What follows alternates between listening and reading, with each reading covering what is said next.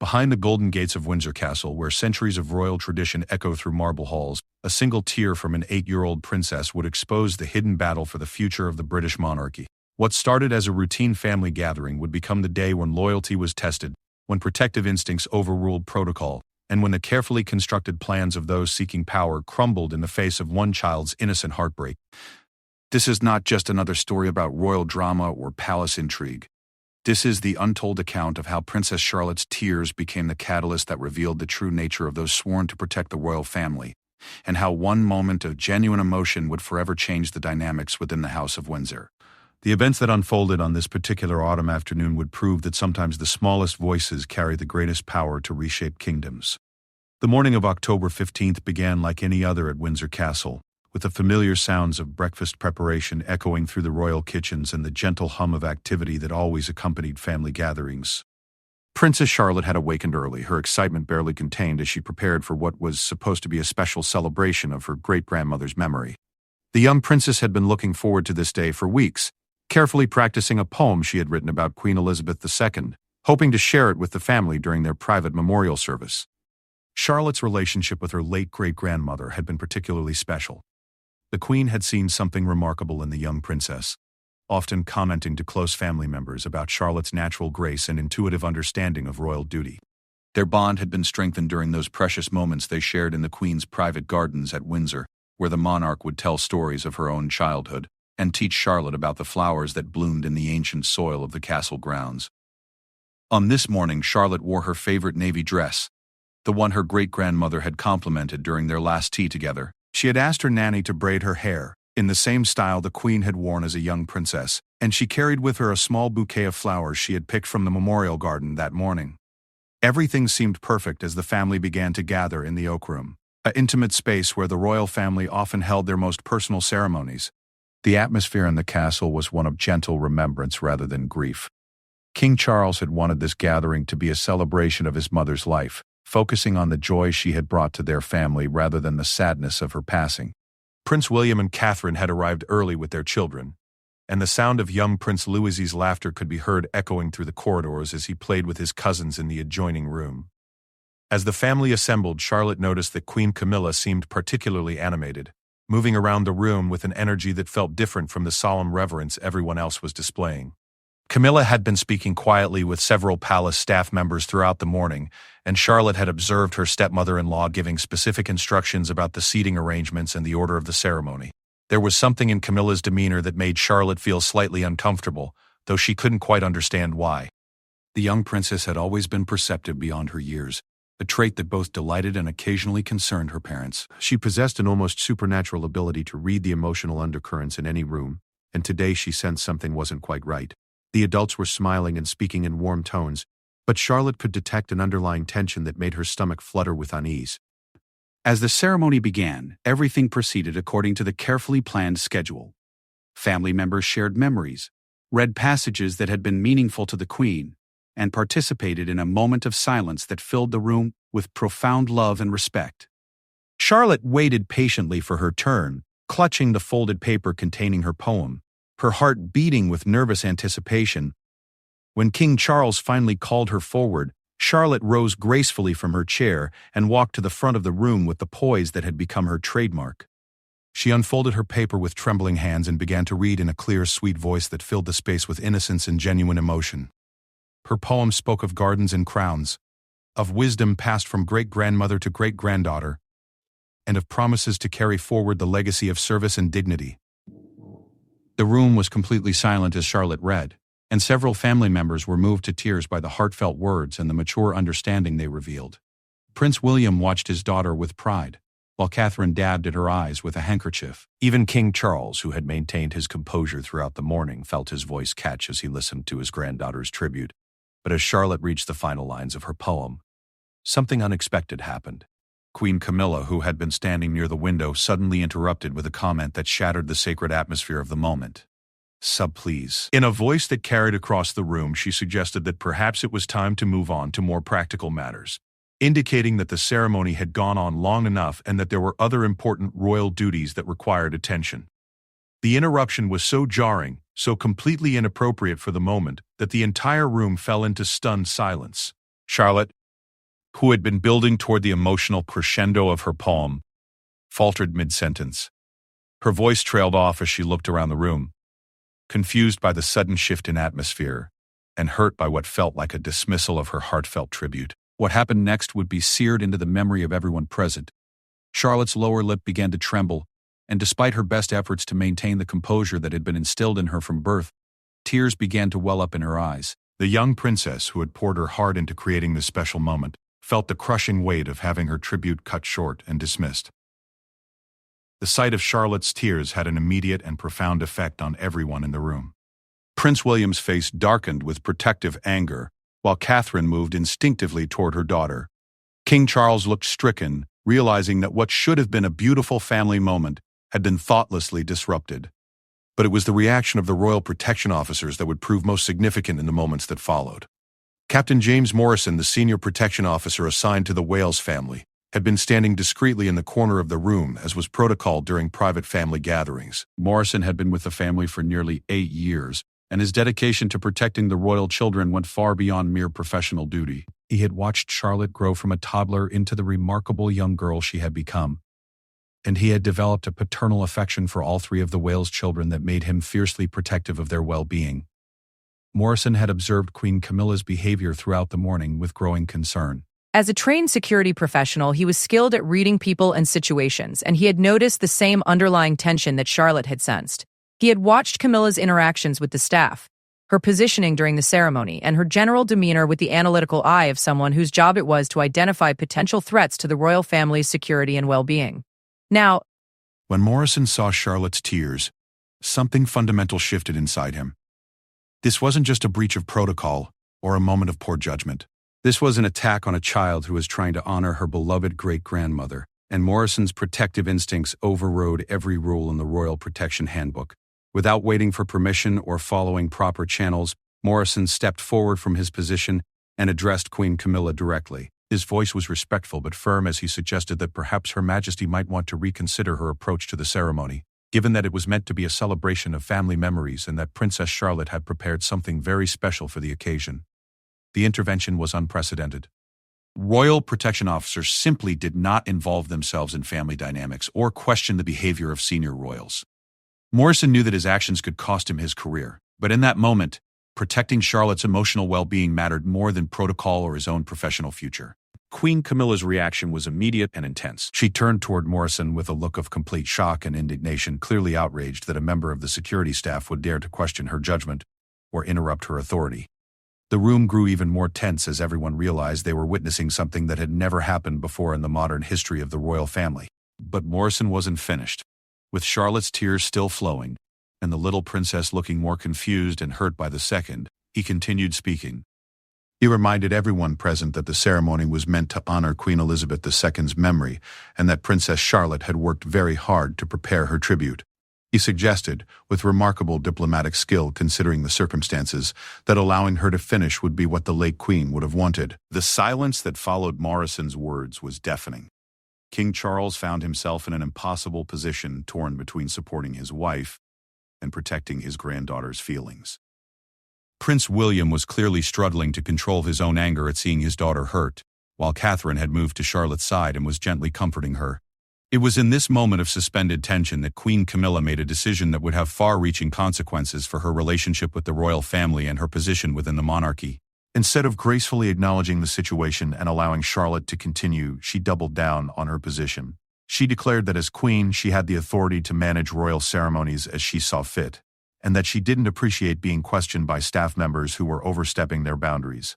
The declaration hung in the air like a thunderclap, revealing the true nature of what had been happening throughout the morning. This wasn't simply about time management or moving the ceremony along. This was about power, control, and establishing dominance over family dynamics. Queen Camilla's carefully laid plans to position herself as the central authority figure in royal family gatherings had been exposed by Charlotte's innocent poem and Morrison's brave intervention. Prince William's protective instincts finally overcame his respect for protocol. He stepped forward and, in a voice that carried the authority of his future kingship, stated clearly that his daughter would be allowed to finish her poem. He thanked Captain Morrison for his concern for Charlotte's well-being, and made it clear that the protection officer had acted appropriately in defending a child's right to honor her great-grandmother. The shift in the room's dynamics was palpable. What had started as Queen Camilla's attempt to establish her authority had completely backfired, revealing instead her insensitivity to family bonds and her willingness to hurt a child to achieve her goals. The other family members, who had initially been shocked into silence, began to understand exactly what they had witnessed. Charlotte, still tearful but encouraged by her father's support in Morrison's defense, looked around the room with the wisdom that seemed to come naturally to her. In that moment, she made a decision that demonstrated the remarkable character that had so impressed her great-grandmother. Instead of finishing her poem or making a scene, she quietly folded her paper and said that perhaps Great-Granny would want the family to remember this day as one where they took care of each other, just as she had always taught them. The grace and maturity that Charlotte displayed in that moment of crisis left every adult in the room humbled.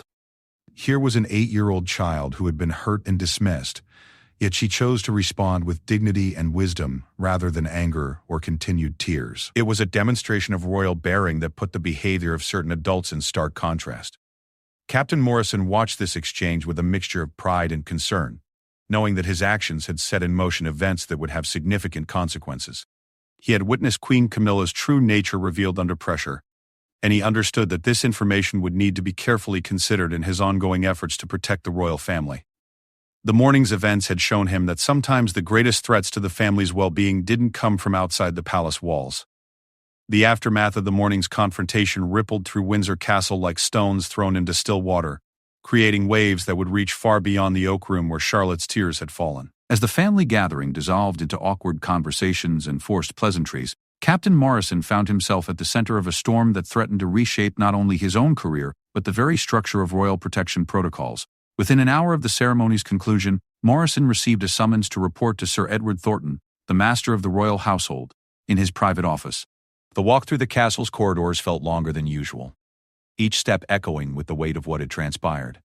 Morrison knew that his actions had been unprecedented, but he also knew that he would make the same choice again if faced with identical circumstances.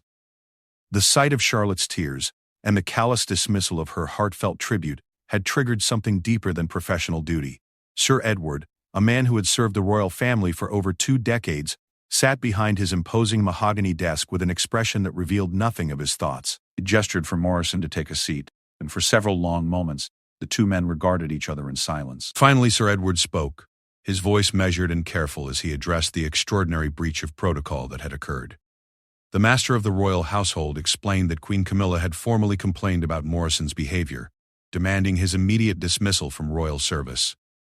She had characterized his intervention as insubordination of the highest order, arguing that allowing security personnel to question the judgment of senior royals would set a dangerous precedent that could undermine the entire structure of royal authority.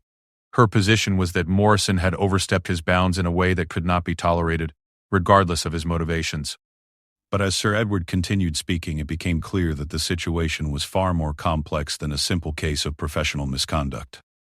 He revealed that Prince William had also contacted his office, but with a very different perspective on the morning's events. The future king had praised Morrison's actions, describing them as exactly the kind of protective instinct the royal family needed from their security team. William had made it clear that he viewed Morrison's intervention not as insubordination, but as an officer fulfilling his highest duty by protecting a child's emotional well-being. The tension between these competing viewpoints created an impossible situation for the royal household staff. On one side stood Queen Camilla, asserting her authority as the current queen consort and demanding consequences for what she saw as unacceptable behavior. On the other side was Prince William, the heir to the throne after his father, defending a man who had acted to protect his daughter from unnecessary emotional harm. Sir Edward explained that he had spent the past hour in conversation with King Charles, trying to navigate this unprecedented situation. The king found himself torn between supporting his wife and acknowledging the validity of his son's position.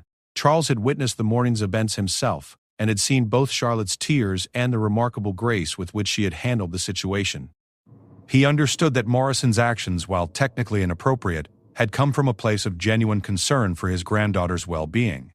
As they discussed the situation, Sir Edward revealed additional information that cast the morning's events in an even more troubling light. Palace staff members had been quietly reporting concerns about Queen Camilla's behavior in recent months, particularly her attempts to restructure family gatherings and ceremonies to position herself more prominently. Several long-serving staff members had expressed unease about what they perceived as efforts to marginalize certain family members, particularly the younger generation of royals. The memorial ceremony had been intended as a simple, intimate family gathering to honor Queen Elizabeth II's memory. But intelligence gathered by the household staff suggested that Queen Camilla had viewed it as an opportunity to establish new protocols that would give her greater control over similar events in the future. Her interruption of Charlotte's poem had not been a spontaneous reaction to the ceremony running long, but rather a calculated move to demonstrate her authority over family proceedings. Morrison listened to these revelations with growing understanding of the larger forces at play. His intervention had not just protected Charlotte from a moment of hurt feelings, it had inadvertently exposed a broader pattern of behavior that raised serious questions about Queen Camilla's intentions and judgment. The protection of the royal family extended beyond physical security to include safeguarding their emotional well-being and the integrity of their relationships with each other. Sir Edward then shared the most surprising development of all. King Charles, after his private conversation with the master of the royal household, had made an unexpected decision. Rather than dismissing Morrison or formally reprimanding him, the king had chosen to commend him for his dedication to the family's welfare. Charles had come to understand that Morrison's actions, while unorthodox, had demonstrated the kind of loyalty and protective instinct that the royal family desperately needed. However, the king's decision had not resolved the fundamental conflict with Queen Camilla. She had been furious when informed of her husband's position, leading to what palace staff diplomatically described as a vigorous discussion between the royal couple. The queen consort felt that her authority had been undermined and that failing to punish Morrison would encourage other staff members to question her judgment in the future. The ripple effects of the morning's confrontation extended far beyond the immediate participants. Princess Catherine, who had witnessed her daughter's distress firsthand, had spent the afternoon having quiet conversations with other family members about what they had observed. Her natural protective instincts as a mother had been activated, and she was determined to ensure that Charlotte would never again be subjected to such thoughtless treatment during what should have been a safe family gathering. Catherine's investigation revealed that Charlotte's experience was not entirely isolated. Other family members, particularly the younger generation, had noticed Queen Camilla's tendency to redirect attention toward herself during family events. There had been subtle interruptions, changes to traditional protocols, and what some perceived as attempts to diminish the roles of other family members in favor of highlighting her own position. Prince Harry, despite his complicated relationship with the royal family, had been informed of the morning's events through his own channels of communication. His response had been immediate and unequivocal support for Morrison's actions. Harry's experiences with royal protection officers had given him deep appreciation for their dedication, and he understood better than most the challenges they faced in protecting the family from threats both external and internal. The situation had also drawn attention from unexpected quarters. Several former royal protection officers, now retired from active service, had reached out through unofficial channels to express their support for Morrison's actions. These experienced professionals understood the delicate balance required to protect the royal family effectively, and they recognized that Morrison had faced an impossible choice between following protocol and protecting a child's well-being. As evening approached, Morrison found himself in the unusual position of being both potentially dismissed and quietly celebrated by different factions within the royal household. The dichotomy revealed the deeper tensions that had been building within the family structure since Queen Camilla's elevation to her current position. Her attempts to establish dominance had been largely successful until they collided with the protective instincts of those sworn to serve the family's best interests. The most profound impact of the day's events was felt by Charlotte herself. The young princess had spent the afternoon processing what had happened, trying to understand why her poem about great-granny had caused such upset among the adults. Her natural empathy had led her to worry that she had somehow done something wrong, despite repeated reassurance from her parents that her tribute had been beautiful and appropriate. Catherine had sat with Charlotte in the princess's favorite window seat, gently explaining that sometimes adults make mistakes and hurt people's feelings without meaning to. She assured her daughter that great-granny would have loved her poem and that the interruption had nothing to do with Charlotte's words or behavior. The conversation revealed Charlotte's remarkable emotional intelligence as she asked thoughtful questions about why people sometimes acted differently from what they really felt inside. Prince William's response to his daughter's distress had been swift and decisive. He had immediately began implementing changes to ensure that family gatherings would be better structured to protect the children from adult conflicts. His experience as both a father and a future king had taught him that the well-being of the youngest family members should take precedence over political maneuvering or power struggles between adults. The evening brought an unexpected development when King Charles requested a private meeting with Captain Morrison. The two men met in the king's study, a comfortable room lined with books and family photographs that reflected Charles's personal tastes rather than formal royal protocol. The setting itself sent a message about the nature of their conversation. King Charles began by acknowledging the impossible position that Morrison had found himself in during the morning's ceremony. He expressed his understanding that the protection officer had been forced to choose between competing loyalties, and he commended Morrison for prioritizing the emotional well-being of a child over rigid adherence to protocol. The king made it clear that he viewed Morrison's actions as an example of the highest form of service to the royal family. However, Charles also explained the broader implications of the morning's confrontation. He acknowledged that Queen Camilla's behavior had been inappropriate, and that her interruption of Charlotte's poem had caused unnecessary pain. But he also explained the complex political dynamics within the royal family, and the challenges of maintaining unity while addressing legitimate concerns about behavior and judgment. The king's solution was both elegant and unprecedented.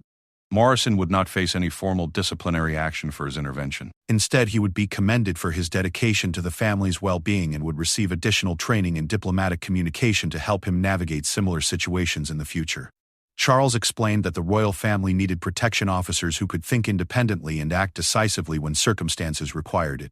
More significantly, the king announced that he would be implementing new protocols for family gatherings, particularly those involving the younger generation of royals. These protocols would ensure that children's contributions to family ceremonies would be protected from interruption, and that their emotional well-being would be given priority consideration in all family activities. The announcement represented a significant shift in how the royal household would operate going forward. Queen Camilla's attempt to establish dominance over family gatherings had not only failed, but had resulted in new protections for exactly the kind of authentic, heartfelt expressions that she had tried to curtail. The morning's confrontation had revealed the true values of the royal family, and had strengthened protections for those values against future challenges. As Morrison left his meeting with King Charles, he reflected on the extraordinary day that had tested his principles and ultimately validated his actions. The sight of Charlotte's tears had triggered a chain of events that would reshape royal protocols and strengthen protections for the family's most vulnerable members. Sometimes he realized protecting the royal family meant protecting them from threats that came from within their own ranks. The evening concluded with Charlotte being tucked into bed by both her parents, her poem carefully placed in a special box where she kept her most treasured memories of Great Granny. As she drifted off to sleep, she whispered a quiet thank you to Captain Morrison for making sure that Great Granny's memory had been properly honored, even when some grown-ups forgot what was really important. The dawn of the following day brought with it an atmosphere of quiet revolution within the walls of Windsor Castle. News of the previous day's confrontation had spread through the palace's intricate network of staff and advisors, creating ripples of change that would fundamentally alter the dynamics of royal family interactions. What had begun with Charlotte's tears had evolved into something far more significant than anyone could have anticipated. Queen Camilla awoke to find herself in an increasingly isolated position within the royal household. Her demand for Captain Morrison's dismissal had not only been rejected, but had exposed her own behavior to scrutiny from family members who had previously remained diplomatically silent about her methods. The carefully constructed image she had worked to build over the years was crumbling under the weight of a single moment of revealed character. The morning brought a series of private meetings that would reshape the power structure within the royal family. Princess Catherine had requested an audience with King Charles, and their conversation would prove to be one of the most significant discussions in recent royal history. Catherine, usually diplomatic and careful in her approach to family politics, spoke with unprecedented directness about what she had witnessed. Catherine explained to the king that as a mother she could no longer remain silent about behavior that threatened her children's emotional well-being. She described how Charlotte had spent the previous evening questioning whether she had done something wrong, despite having created a beautiful tribute to her beloved great-grandmother. The sight of her daughter's confusion and self-doubt had activated Catherine's protective instincts in a way that transcended royal protocol. More importantly, Catherine revealed that this had not been an isolated incident. She shared observations of other occasions when Queen Camilla had made subtle but cutting remarks directed at the younger generation of royals, particularly moments when their natural charm or genuine emotions threatened to overshadow her own presence. The pattern of behavior suggested a calculated effort to diminish the younger royals' confidence and spontaneity. King Charles listened to Catherine's concerns with growing unease. As both a father and grandfather, he understood the fundamental importance of protecting children from adult conflicts and power struggles. His own childhood experiences within the royal family had taught him the lasting damage that could result from exposing young people to inappropriate adult behavior during what should have been safe family gatherings. The conversation with Catherine was followed by an equally significant meeting with Prince William. The future king had spent considerable time reflecting on the previous day's events and had reached some difficult but necessary conclusions about the current state of royal family dynamics. William's primary concern was ensuring that his children could maintain their natural warmth and authenticity while growing up in the unique pressures of royal life. William explained to his father that Charlotte's poem had represented exactly the kind of genuine connection to royal duty and family heritage that the monarchy needed to maintain its relevance and emotional connection with the public. The interruption of that moment had not just hurt Charlotte personally, it had damaged something precious about the royal family's ability to connect authentically with their own history and with each other. The prince also shared his appreciation for Captain Morrison's intervention, explaining that the protection officer had demonstrated the kind of independent judgment and moral courage that the royal family desperately needed from their staff. William argued that Morrison's actions had actually upheld the highest traditions of royal service by protecting what was truly important about the monarchy: its capacity for genuine emotion and connection. These conversations prompted King Charles to undertake his own careful review of recent family gatherings and ceremonies.